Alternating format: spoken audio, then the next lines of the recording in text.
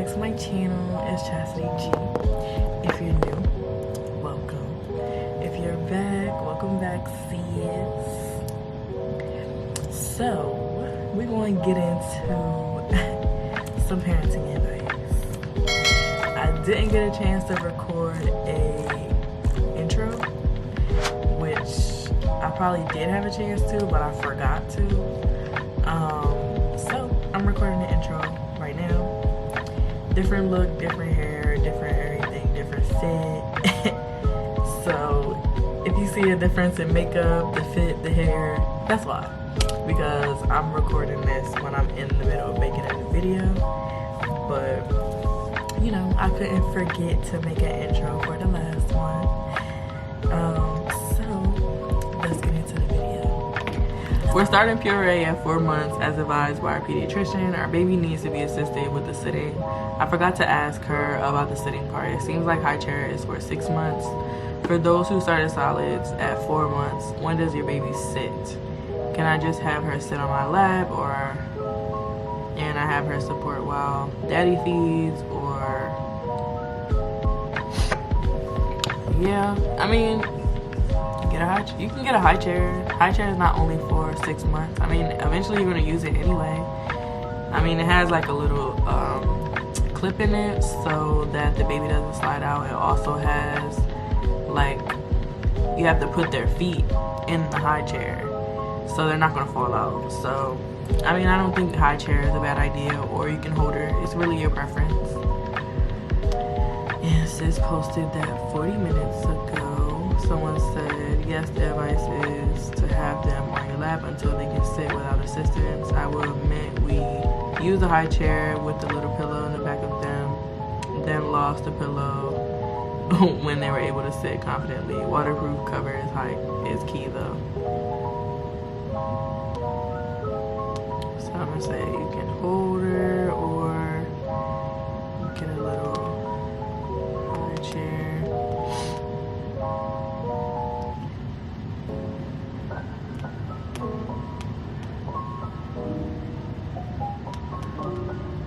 Baby will be sitting up soon if she is trying. We'll be sitting up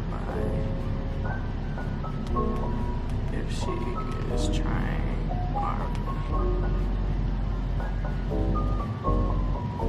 I say you can hold her and get a little high chair and feed her. It's really your preference. I think she stated that the baby is sitting up with a little assistance, so I stated that if she's trying already, she should be sitting up by 6 months. So my little one is 11 months old. She was the sweetest thing, always laughing, happy, and most important, quiet. She used to complain only when she was hungry, I guess when her diaper was full or tired. But now anything throws her into a huge tantrum. From not getting what she wants, when she decides she's bored and sitting in her high chair, when absolutely everyone is in the room and not paying absolute attention to her. And it's not a ha-ha tantrum. She yells so loud and sharp, I think people in the next town can hear us. Yelling tears, mucus, more yelling, every 20 to 30 minutes. That's my day-to-day. My biggest fear is that she will be like my sister's kid. We all love them dearly. She's 3. But my Lord,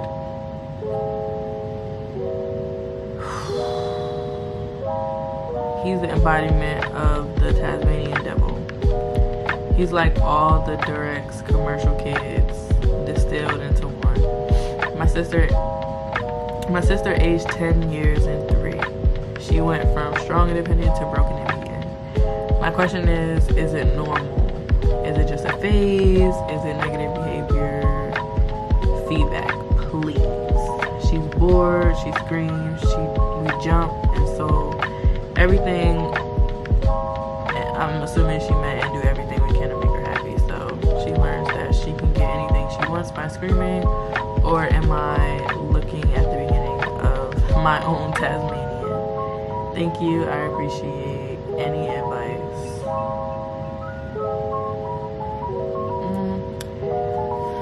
I don't know. I'm trying to think if my kids did that.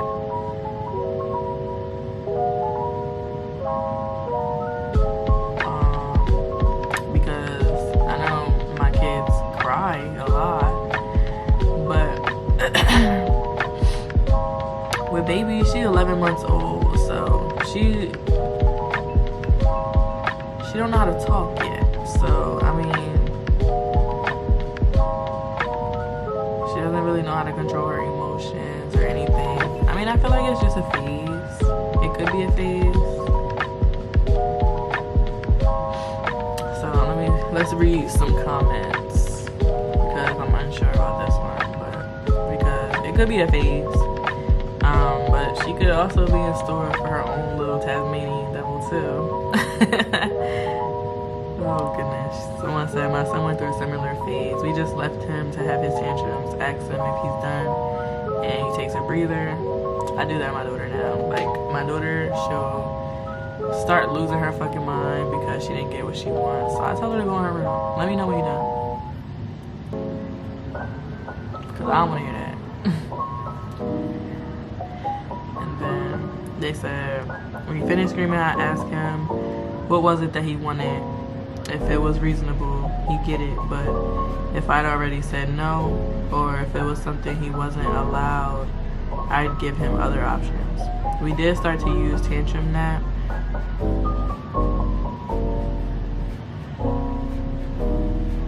For he threw anything or tried to break something during the outburst, where we sit him down. If he wanted to scream, he could, but I sit waiting for him to calm down and talk to him. Hope this helps. I guess you could try something similar or possibly boredom. I don't know what she meant by that, but yeah, I mean, I think it could be a phase, but I don't think it should be anything she should be too concerned about. Parenting is hard, bro. It's like, this shit don't come with instructions, so you really just gotta figure this shit out and get advice from like other moms and stuff. It's hard. I can't do it all. A rant.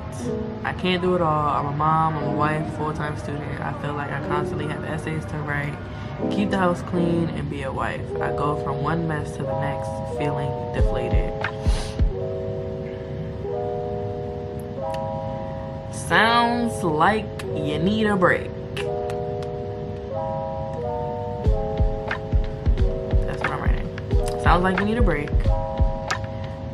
So take some time and get some self-care in if you can, and do something nice for yourself. Decompress. You could read a book if you like to read. Take yourself out to eat or to the movies. You could have a spa day.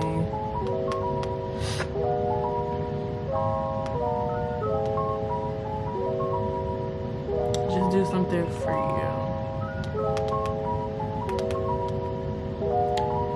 Us moms are superheroes. We do it all. And sometimes we need a break too. You got this. Stay strong. And sit.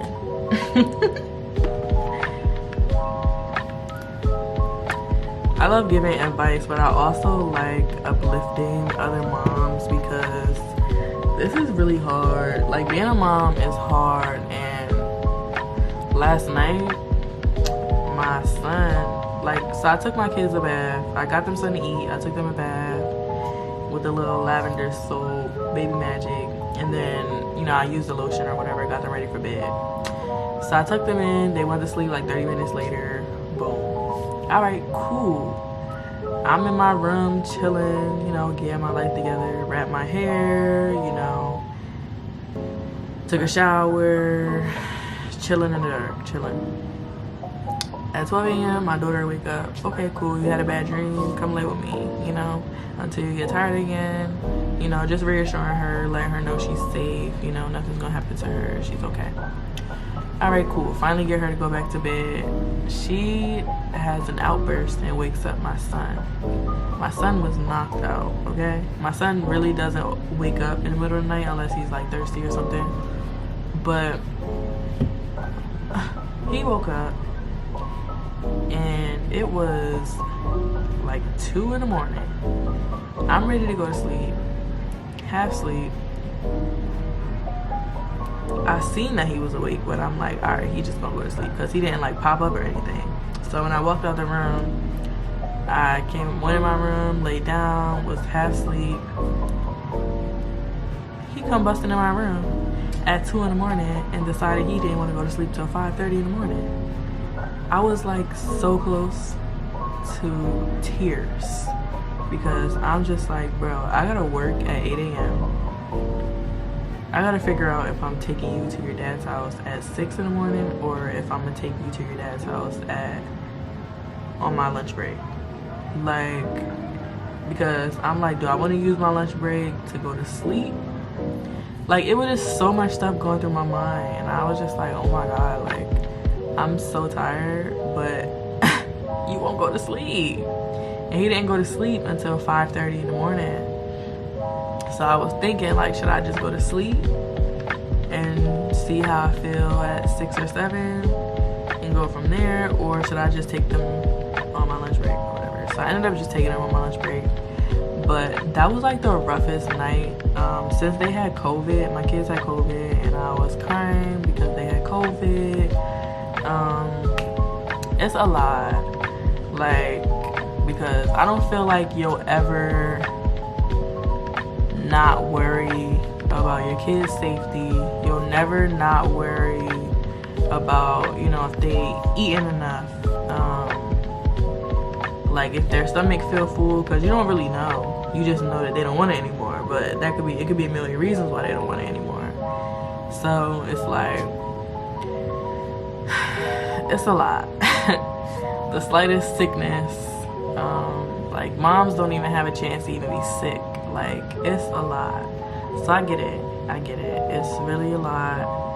But so I really like uplifting other moms because sometimes you need that.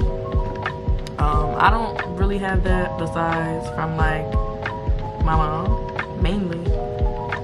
But I'm also not the type of person that needs like a lot of reassurance when it comes to this mom stuff. But I know some moms do need that because maybe they're going through like postpartum or whatever, you know. And I went through postpartum when I had my daughter, so I get it. I don't think I went through it with my son. I think I did, because I don't want to talk about that, but I really get it. Be honest, do you regret a vaginal delivery? I have had the option to have a C-section or try my second C-section and try a vaginal birth, but I'm terrified of the potentials for bladder inconvenience and sex feeling different afterwards if I have a vaginal birth. Can you share your honest experience with recovery, either positive or negative? I know C-section is a major surgery, but honestly, my recovery was a breeze with my first. So I had vaginal delivery with both of my children. As far as bladder incontinence, I feel like, I wouldn't say I've had it all my life, but it got worse when I had kids, for sure. So, when I gotta go to the bathroom, I gotta go to the bathroom, okay? But also, you can also do Kegels and stuff. They also have, like, therapists. They're called, like, I don't think it's called, I forget what it's called. But basically, they specialize in, like, strengthening the muscles in your pelvic floor. So you can definitely look into that. And as far as sex feeling different, I don't think that's a thing. Like, your vagina is a muscle, so it'll go back. Don't worry. I mean, it take a little bit for it to go back after the vaginal delivery, and you're gonna have to use like one of those water bottles that's, what is it called? Let me see if I can find a picture.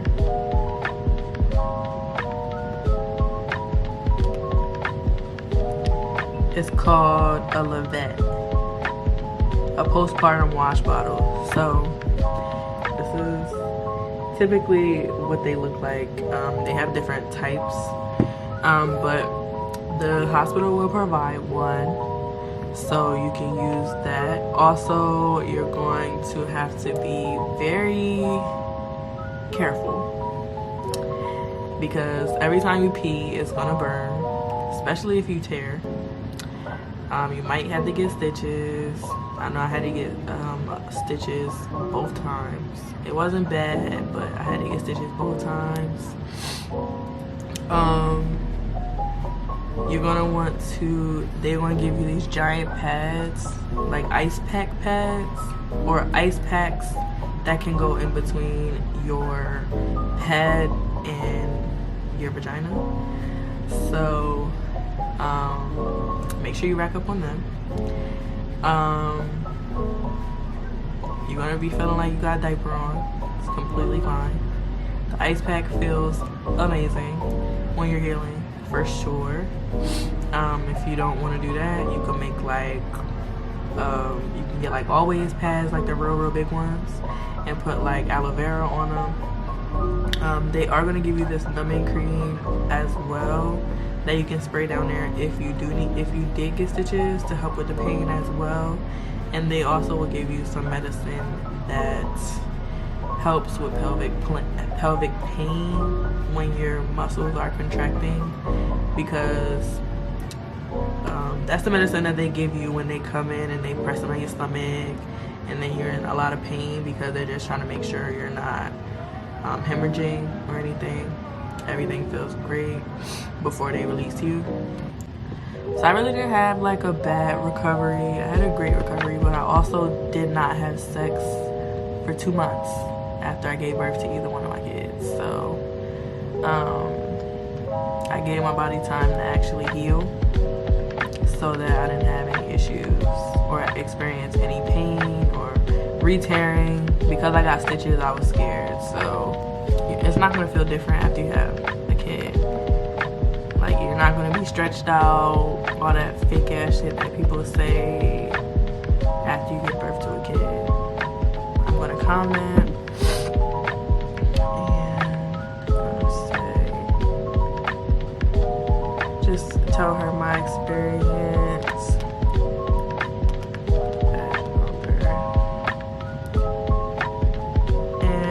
I had medicine with my daughter. I had the epidural. I got the epidural with my son as well, but I went to a different hospital. So, being as I went to a different hospital, I had a different experience. So, my first experience, amazing, beautiful, great, you know, beautiful cover girl. But my experience with my son was crazy. So I had a strep B when they take a Q-tip and they to see if you have like this bacteria that's feral in like your intestines or something. So I think they like take it from your vagina all the way down to your butt, and then they send it out for testing for strep B. So turns out I had it. So when I had got to the hospital, I got induced, and then I got induced. They gave me the medicine, and because I had strep B, they had to give me an antibiotic. But I'm allergic to penicillin and amoxicillin, so they had to give me a specific one. But they ended up giving me one that I was allergic to, a type of medicine that I was allergic to. So I ended up having an allergic reaction, and they had to give me Benadryl. I'm on 15 medications. Like, what the fuck is you talking about? Like, I was in there knocked the fuck out So then I started having contractions. They gave me the epidural. The fucking thing came out. So I got to experience the epidural for a little bit with my son, but after that, it wasn't doing what it was supposed to do. It wasn't doing the job. So I ended up just having, I had to, by the time that the monitor was showing that my son was in distress, it was time to push. So I pushed him out and I felt everything. Epidural didn't do shit. So yeah, that was my vaginal story. With my daughter, I just pushed her out 30 minutes. I was in labor for like from 7 a.m. to 2 p.m. From 7 a.m. to 1 p.m. She came at 1:30. I only pushed for 30 minutes. So with my son, I was in labor from 11 p.m. or 12 a.m. till 6 a.m. and he came at like 6 something. So I didn't have really long labors. They weren't really that bad.